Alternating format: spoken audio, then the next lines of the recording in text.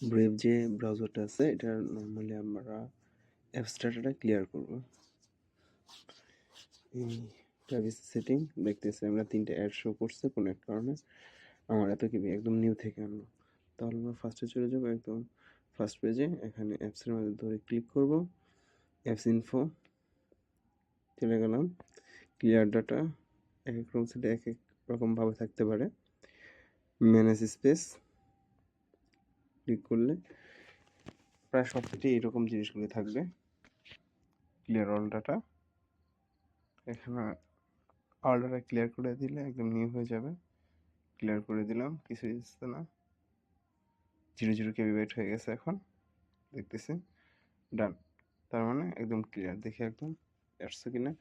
এই যে আশা করছি same process, connect maybe letter.